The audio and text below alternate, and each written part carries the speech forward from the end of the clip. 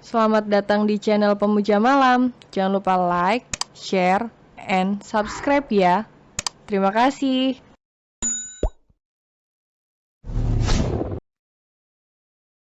Episode 24 Cara Jenius Ayara Lumpuhkan Musuh. Tidaklah sayang, aku hanya ingin melakukannya denganmu, ucap David berbisik di telinga Ayara. Membuat wajah Ayara memerah seperti tomat. Tapi bolehkan aku ke sana bersama Meli, kalau Bai dengan yang lain tidak mau?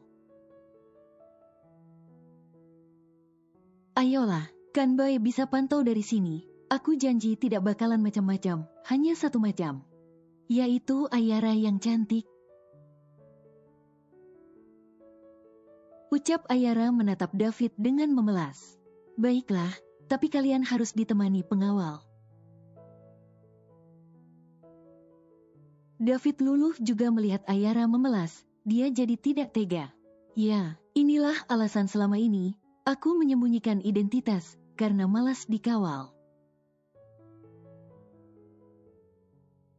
Lah ini sama aja aku menggali lubang sendiri, dan jatuh ke dalam lubang yang sama, bertemu denganmu.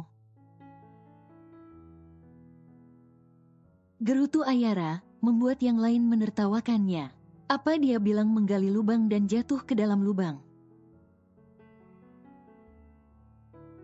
Apa maksudnya coba? Memang dasar Ayara yang suka bicara random. Itu demi kebaikanmu. Ucap David, mengelus rambut Ayara dengan sayang. Ayara hanya mengangguk, meskipun wajahnya cemberut. Saat perjalanan pulang dari klub malam, tiba-tiba mobil mereka dihadang dengan beberapa mobil hitam.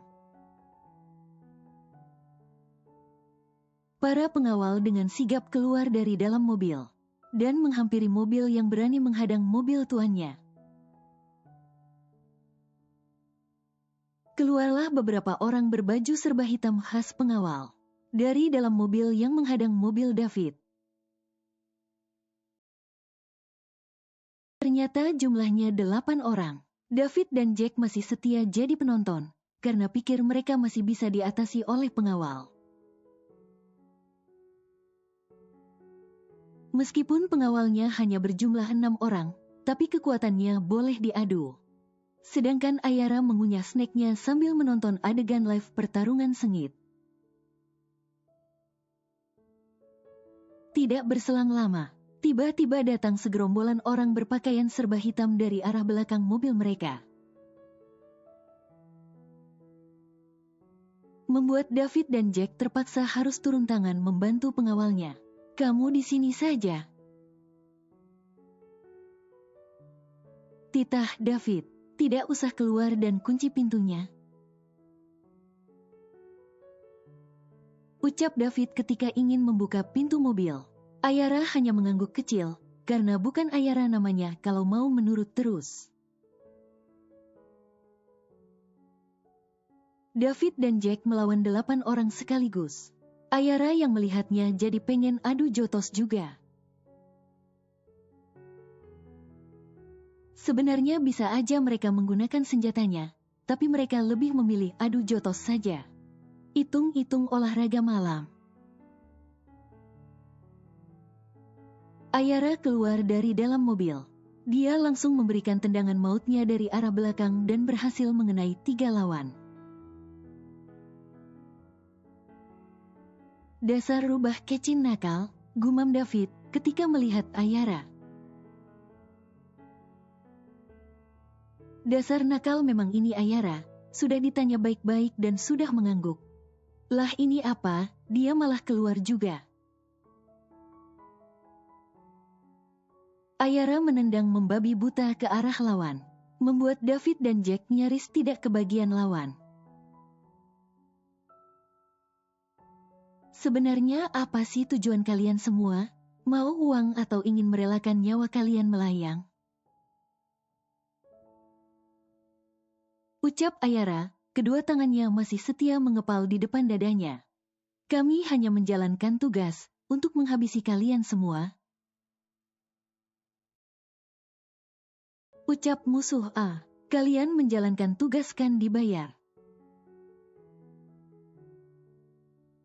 Dan ketika tugas atau misi kalian tidak berhasil, apakah uangnya akan tetap kalian terima? Tanya Ayara lagi. David dan Jack hanya mengikuti drama Ayara. Para pengawalnya masih sibuk bertarung. Kamu tidak usah membahas masalah bayaran kami. Sahut musuh B, yang ingin maju melawan, begitupun dengan yang lain. Tunggu dulu. Cegah Ayara. Aku tahu kalian melakukan ini semua demi uang. Mau nggak kalian kerja sama denganku? Tawarnya. Meskipun misi kalian kali ini gagal, tapi kalian tetap mendapatkan uang. Tambahnya, mau. Ucap mereka bersamaan. Aku tahu, kalian hanya membutuhkan uang melakukan ini semua. Kalian mau nggak dapat pekerjaan sekalian dapat uang juga? Tawar Ayara lagi. Mau, ucap mereka antusias. Bagus, hentikan dulu mereka, titah Ayara. Nanti ku jelaskan, ucap Ayara. Ada apa ini? Tanya David di samping Ayara. Kamu lihat aja nanti, ucap Ayara sambil tersenyum. Aku punya penawaran untuk kalian semua. Kalian memilih melanjutkan misinya dan sudah pasti tidak mendapatkan uang. Bahkan nyawa kalian terancam melayang. Atau kalian memilih misinya gagal dan tetap mendapatkan uang. Bahkan pekerjaan kalau kalian mau, ucap Ayara dengan serius. Tidak ada sedikit pun mengabarkan dirinya yang barbar. Kami memilih uang lah, sahut musuh C. Bagus. Itu artinya kalian lebih memilih menggagalkan misinya. Ucap Ayara tersenyum tipis. Apakah omongan Nona bisa dipercaya? Tanya musuh D. Pegang aja kata-kataku, kalau bisa, ucapnya sedikit bercanda.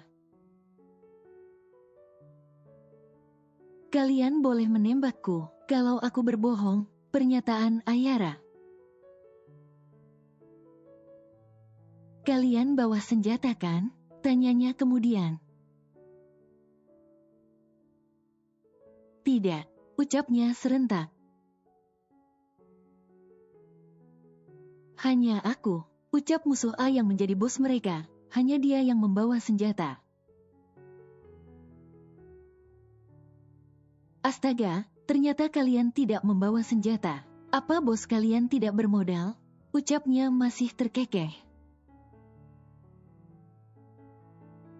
Senjata kami disita, karena selalu gagal menjalankan misi. Ucap musuh C. Baiklah, aku masih punya pertanyaan. Jika kalian memilih kerjasama denganku,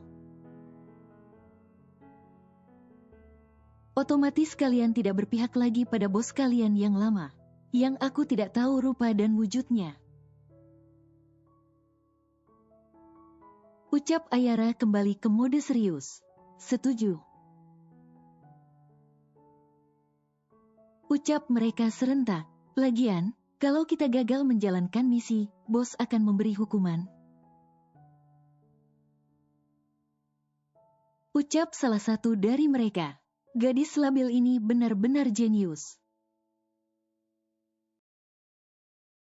Gumam Jack, dia kagum pada Ayara yang bisa menghadapi musuhnya dengan cara yang lain. Kamu memang berbeda sayang. Gumam David, baiklah, karena kalian semua udah setuju. Untuk memastikan kalian lepas pada bos kalian, lebih baik mobil kalian bakar. Jadi bos kalian mengira kalian semua sudah mati. Ucap Ayara, dan para musuh mengangguk mengiyakan. Untuk uangnya, sebentar aku ambilkan. Masalah pekerjaan, kebetulan aku baru aja membuka usaha bengkel dan modifikasi mobil. Memang khusus buat orang-orang yang tidak memiliki pekerjaan. Kalian bisa langsung datang ke alamat ini, menyodorkan kartu pada bos musuh. Kebetulan di sana sudah disediakan tempat tinggal. Nanti aku hubungi penanggung jawabnya. Terangnya, apa boleh membawa istri dan anak? Tanya salah satu dari mereka. Boleh, karena di sana memang tersedia cukup banyak, lengkap dengan dapur umum. Mau memiliki dapur sendiri dalam ruangan, boleh juga. Ucap Ayara sambil menoleh pada David dan Jack. Kalian punya uang cash? Tanya Ayara, sedangkan David dan Jack mengangguk mengiyakan. Berikan padaku, ucap Ayara menyodorkan telapak tangannya. David dan Jack mengeluarkan semua isi dompetnya dan menyerahkan pada Ayara. Ayara menerimanya lalu menghitung nominal uangnya, ternyata kurang lebih 10 juta. Kemudian dia membuka tasnya dan mengeluarkan uang yang cukup tebal, sepertinya melebihi 20 juta. Dan langsung memberikan pada bos mereka.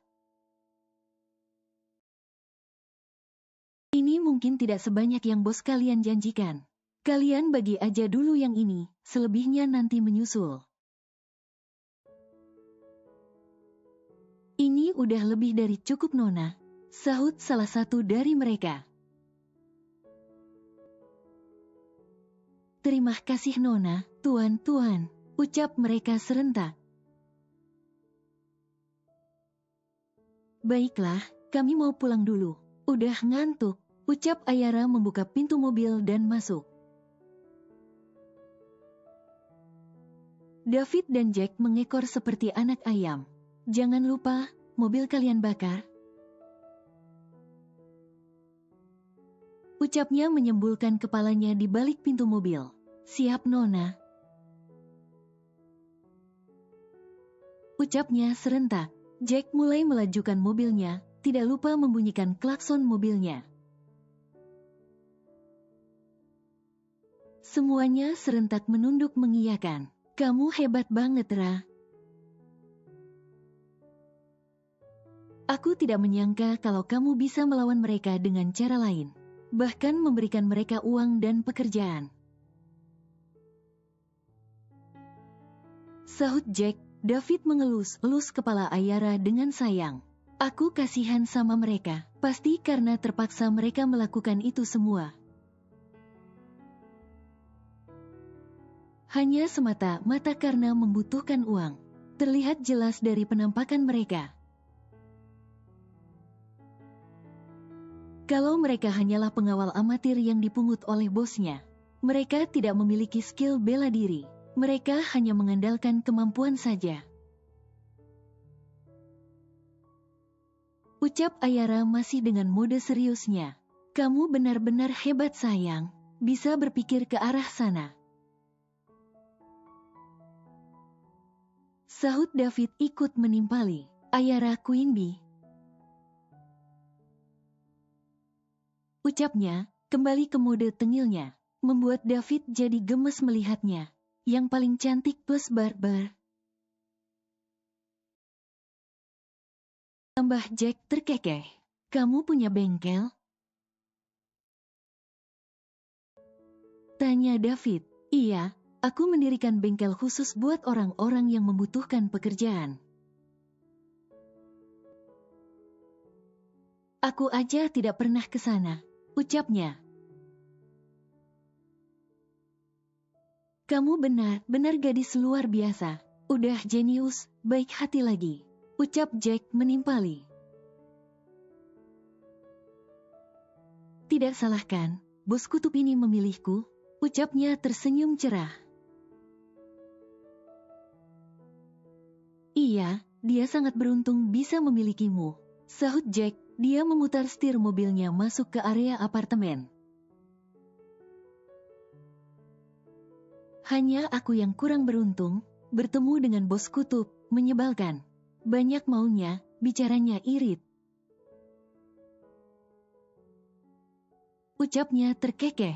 Dia turun dari mobil dengan tergesa-gesa dan menutup pintu cukup keras.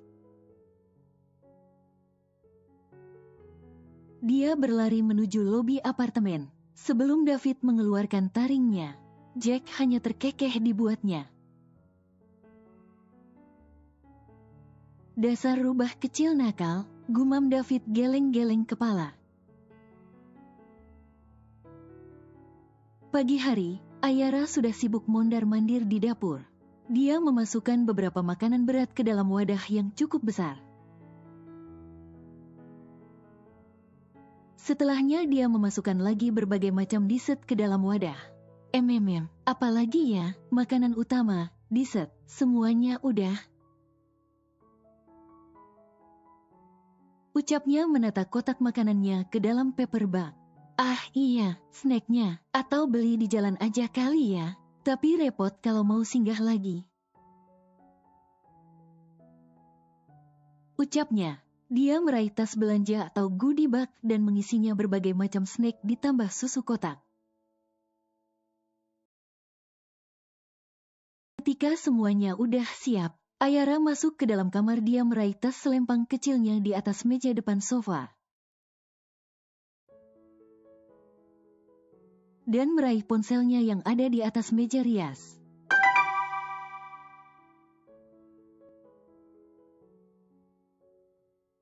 Tiba-tiba ada pesan masuk di ponselnya. Bos kutub. Aku udah di bawah. Bisakah Bay dan Kak Jack datang kemari menghampiriku? Baiklah. Ayara keluar dari kamar dengan pakaian kasualnya. Hari ini dia mengenakan celana baggy pants krim. Dipadukan dengan atasan kaos oversize crop top taro.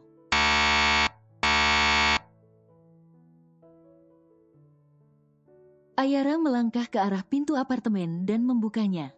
Dia tersenyum manis menyambut David dan Jack. Pagi, sapanya. Pagi, sahut Jack. David berdehem. Dia melangkah masuk terlebih dahulu. Dia mengamati seluruh isi apartemen Ayara. Baiklah, karena kalian udah di sini, ayo langsung aja ke dapur. Ada yang menunggu kalian. Ucapnya, dia menarik lengan David untuk ikut serta dengannya ke dapur. Jack dengan setia mengekor di belakang. David dan Jack sebenarnya bingung. Buat apa mereka dipanggil masuk ke apartemen dan dibawa ke dapur? Dan apa katanya ada yang menunggu. Tapi ini sudah biasa sih, jadi mereka tidak heran lagi kalau Ayara bertingkah aneh. Nah, ini dia yang menunggu kalian dari tadi. Ucapnya menunjuk beberapa paper bag yang cukup besar. David dan Jack melongo, apalagi ini pikir mereka. Ayara juga tidak memberitahu mereka mau membawanya kemana hari ini. Mereka hanya nurut-nurut aja. Kalian kenapa diam? Apa kurang banyak barang bawaannya? Ucapan Ayara terpotong. Tidak. Ucap David dan Jack serentak. Terus, atau kalian mau makan, ngiler ya? Ucapnya mode tengilnya. jadi makanan. Gumam David dan Jack serentak. Mereka baru paham kalau ini semua isinya makanan. Kalian ini banyak drama banget sih, udah kayak orang idiot aja. Tinggal angkat dan bawa. Apa susahnya? Ucapnya meraih paperbacknya dan meletakkan pegangannya di tangan David. Kemudian dia meletakkan juga di tangan Jack. Mereka melongo. Sebenarnya mereka mau kemana dengan membawa makanan segala? Kan bisa aja mereka membelinya nanti atau makan di resto. Tapi ini apa? Mereka menenteng makanan. Bukan mereka banget gitu. Mereka yang selama ini hanya sering makan di resto mewah. Nah, hari ini menenteng makanan. Ayo. Tunggu apa lagi? Atau masih kurang banyak ya? Ucapnya, dia sudah siap melangkah dengan paperback di tangannya.